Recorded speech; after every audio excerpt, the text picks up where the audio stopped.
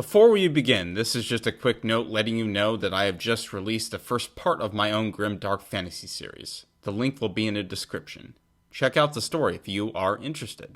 Hello everybody, I hope you've had a miserable Christmas, and I hope you have an even worse New Year's. So, in this video I plan on just covering the books I've read throughout the year and just give a very quick and dirty description of what I felt about each book. I read a total of, it looks like 40 books, plus I'm reading a few in the moment. So I'll go through each, do a quick punchy response, and then in the description I will link the more detailed reviews. Alright, so let's get started. It looks like the first book I read this year was The Vore by Brian Catling. I hated this book. It was crap. I DNF'd it, so let's start there. The prose was obnoxious, it was completely meaningless. The guy apparently is a poet, so yeah, he's all style, no substance. It's just randomly throwing things at the wall, just crap. Alright, the next book is R. Scott Baker's The Great Ordeal, and this book was definitely interesting. It was more, I definitely think it could have been cleaned up and edited a bit more. I don't really know the backstory behind all that, but either way, like, the book is still chock full of all these amazing sequences. So on one hand, I really liked it. On the other hand, I can recognize that, yeah, it could be cleaned up a bit. Right, next book is The Vessel. I don't remember what it's about. It's crap. Alright, the next book is Battle, A History of Combat and Culture by John A. Lynn. This is a non-fiction book, and technically I read this slowly in the background, but I finally finished it. And basically it's a really interesting book arguing that culture is a factor in how people fight battles. Alright, the next book is The Unholy Consult by R. Scott Baker. It follows up the Great Ordeal that I mentioned before, and it is, at least currently, the culmination of his second Apocalypse series. And this is probably one of the darkest books that I've ever read. It's probably one of my favorite books that I've ever read as well, and it's probably my favorite book this year. It is extremely philosophical, it's extremely dark, it's depraved. I'm setting that aside from dark because they're kind of different things. What to say? It's about an apocalypse, and of course it's very dark, but if you think that implies how this series ends, well, you're wrong. You will never guess how this series ends. It's horrifying on a level that you could never imagine. And it's so bound up with the underlying philosophy, the underlying themes of the story. And it shattered my entire universe. It shapes how I think about fiction now, especially apocalyptic storylines and fantasy in general. This is the type of philosophical fiction that I need, essentially. Next book is Johann Hari's Chasing the Scream. This book is about the war on drugs and basically centered around how it's been a mistake, similar to Prohibition. The one catch is that Johann Hari has a history of dishonesty. Apparently he was editing Wikipedia articles to slander his critics or his opponents. So I kind of figured that out after the fact. And I talk about it a bit more in my review, so it's kind of mixed overall. Next one is The Only Good Indians by Stephen Graham Jones. I did not like this horror novel very much. It seemed rather scatterbrained and messy.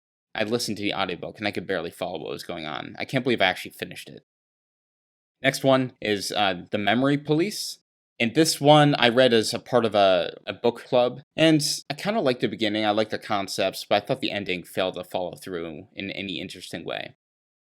Right, next book is a memoir. It's Ta-Nehisi Coates' is Between the World and Me. I did not like this very much. He doesn't really delve into any of the underlying ideas relating to his ideology, and I don't really take them very seriously. And the guy talks about how he didn't feel bad when cops died, or was it firemen died during 9/11. Apparently it's just because of white supremacy and all that nonsense. He peddles nonsense about Michael Brown, stuff like that. And yeah, I did not like it. The Cabin at the End of the World. This is a horror novel. Is it Paul Tremblay? Yes. And overall, I really enjoyed this. There was only a few complaints, and I have a larger review that you can check out. Alright, next one is nonfiction. It's The 7 Myths of Spanish Conquest. I did largely enjoy this one. Of course, I can't remember all the specifics, but of course, he just goes through a number of misconceptions. And it's very interesting to see how he goes through the details, like how the natives, they weren't some unified thing against all these invaders, right? They did not like each other very much. And even according to their own histories, they don't really see the Spanish conquest as centered around the white people invading. It's more a continuation of their own civil wars, essentially. So that's a very interesting way of reconceptualizing this history. Next one is another nonfiction, a memoir by George Orwell. It's The Homage to Catalonia. This is a very interesting book of the rise of like a certain anarchist, I was going to say anarchist state, but not a state, and how it eventually falls apart and descends into tyranny, and Orwell's disillusionment with all of it. A Song for the End of the World. This is a self-published by Jason Furman. And this one, I liked it in the beginning. I really liked his prose, though it did get a bit opaque at certain points. At the same time, this one has really stuck with me, which is interesting. It's rather similar to Cormac McCarthy. Though McCarthy, I did not like his books that much in the beginning, but they stick with you, and I think Furman's is even more so the case. Again, I really like the prose, and I also keep thinking about the opaqueness and why I care so much, because you can get away with ambiguity. Like, why did I care so much in this book? But I think it's influencing the book I'm writing now. So, next book, nonfiction, White Fragility. It's by Robin DiAngelo. This book is crap. I wrote a more detailed review. It's just too vague. It doesn't really add any substance. Still, I recommend you check it out just to understand the ideas. Alright, next one, Fight Club by Chuck Palahniuk. Is that how you pronounce it? I really enjoyed this one. It really gives a good look at how you can be very parsimonious in terms of your words. And of course, I had watched the movie beforehand, so I knew what was happening, but it was still interesting to check it out. And it's not too different. I guess the ending is pretty different, but overall, I really liked the book. Alright, next one is Woke Racism by John McWhorter. This is basically the response to white fragility, and also Ibram X. Kendi's How to Be an Anti-Racist. This one is okay. He didn't really go in the direction I wanted him to, and his intentions weren't what I wanted it to be either. So I don't know if I can really short the book itself, because it's not, he didn't intend the book to be what I wanted it to be. Right, The War Against Boys. This is another nonfiction book by Christina Hoff Sommers. The general idea is it's a kind of response to feminism. It's still by a feminist, though. Basically suggesting that the reverse of patriarchy is happening in many places. So instead of society being built by men for men, they're now saying that much of schooling is built by women for women. That men are often shorted, boys in particular are shorted for being too rambunctious. Alright, next book is Prince of Thorns by Mark Lawrence. I really enjoyed this one. I really like the main character. He's not a likable character. He's very nasty, but he's interesting. Right, next book is Of Mice and Men by John Steinbeck. I've read this book before. I read it years ago, and I enjoyed it as much as I did back then. Alright, so the next book I read was American History. It's a collection of, I think it's as many as 8 books. Basically, the first one's like a general history that summarizes the following 7. Overall, I enjoyed it. It's not obviously right-wing or left-wing. I thought it was good and even-handed, so I enjoyed that. Right, the next book is it's by Ted Chiang. It's Stories of Your Life and Other Stories. I have not seen the movie Arrival, even now, but I really enjoyed the story in this one. It was very interesting to touch upon, the psychology of language. It touched upon stuff I learned, well, just by reading books, but also in school itself. So it was very interesting to have an actual story built around those ideas. And how it all came together was honestly just fascinating. It was great. Right, next book is nonfiction again, The Jakarta Method by Vincent Bevins. This is supplementary history to the Cold War, essentially. Basically, what that means is, like everyone knows all the atrocities that the Soviet Union committed, this book is adding to that by going through all the atrocities that the CIA in particular and Washington were behind. So, certain massacres, even genocides that the CIA was upholding, the fact that they, I guess, allegedly worked alongside the Khmer Rouge, bad stuff, essentially. Right, next book, King of Thorns. So it's the next one in that series. This book is by far the best one in the series. I loved the way it strung together 2 storylines and had them all come together at the end. Alright, the next book is another nonfiction. It's a memoir. It's called First They Came for My Father. It's about the Khmer Rouge and the genocide that they committed under their control. Alright, the next book is Thomas Pynchon's Inherent Vice. This book was awful. I did not like it at all. It was just rambling. I didn't like the characters very much. They weren't interesting. It was just about like pot smoking hippie culture, which I do not like. I thought the descriptions were way too wordy. He was very good at giving specifics, right? He didn't just say a car, he specifies which cars. So there's some merit to that, but he just would list things off and just go on and on and on. I started skimming over it, and then I just gave up. DNF. Alright, next one is a play by Jean-Paul Sartre. It's no accent.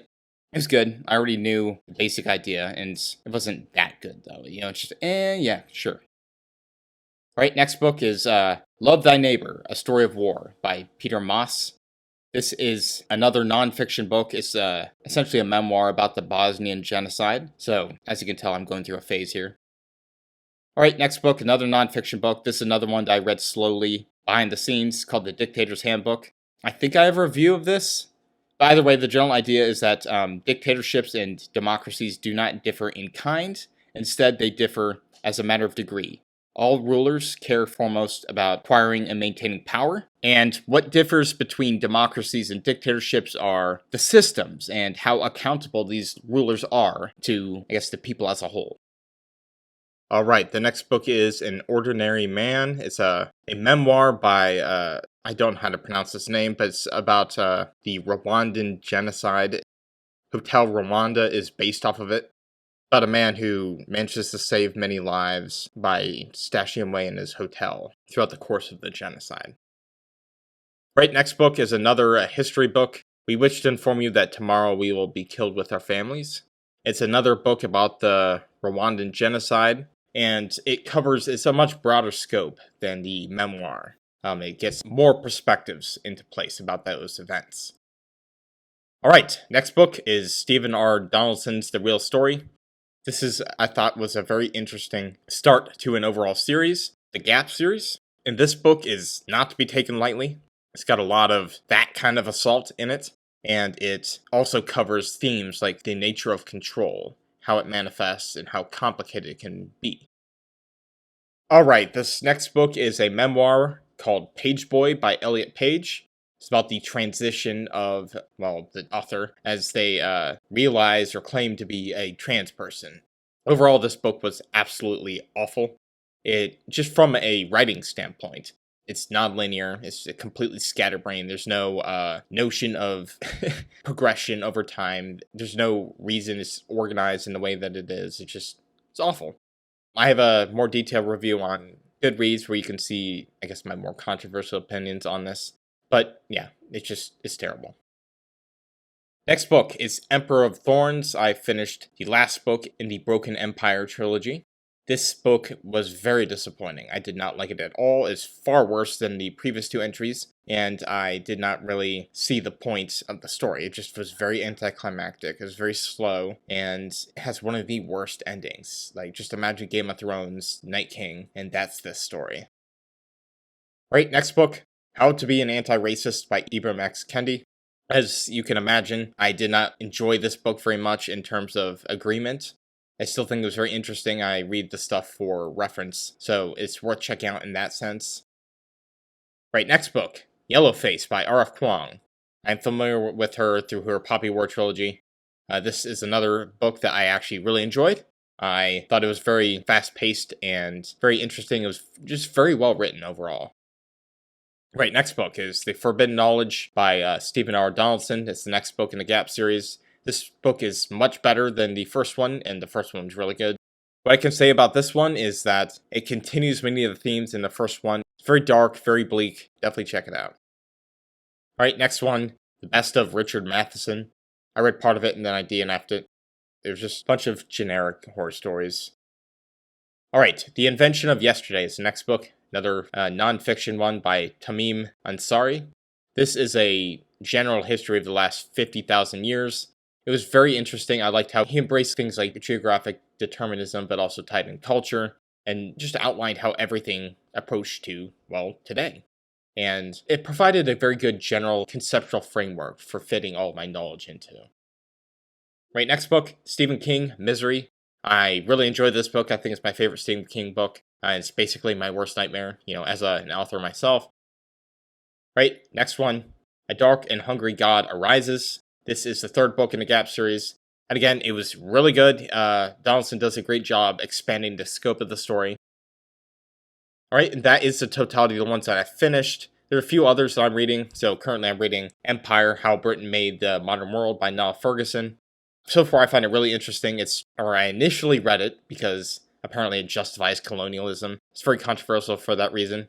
So far I don't really see that, except with a few hints here and there, but it's mainly just a historian book that doesn't really take sides. But we'll see how it ends. Either way, I don't care one way or the other. I just wanted to read a book that's controversial. Next book, another nonfiction book called Consilience by the Unity of Knowledge, just by Edward O. Wilson. This book is just about uniting biology and sociology and psychology, all these things, trying to ground it in the more hard sciences. The one fiction book that I'm reading currently is The Unbearable Heaviness of Being, or Life Reviled. It's by Carol Wainwright. This is a self-published book. He has a YouTube channel. I'll post it below. So far, I'm enjoying the book. It's definitely not for everyone. It's like a mixture of very dark, bleak, and disturbed shit, and philosophy, and also a lot of humor, too. It's very dark and bleak, but it's got very dark humor as well. And then other two books I'm reading very slowly in the background is a collection of Feminist Theory essays, and so far, I think it's very informative and interesting. I've only read the first chunk, which is about liberal feminism. Another book that I'm reading really, really slowly in the background, and this is the last one, I promise, is War in Human Civilization. This book is very interesting. I read actually half of it beforehand, but I kind of just stopped and I haven't gotten around to it again. It's basically about how war developed, and it has a very pessimistic view, arguing that it's built into our nature, and I generally agree with it. So that is the totality of the things I've read or am currently reading. 40 books in totality. As you can see, I read a lot of nonfiction and fiction. Yeah, that's about it.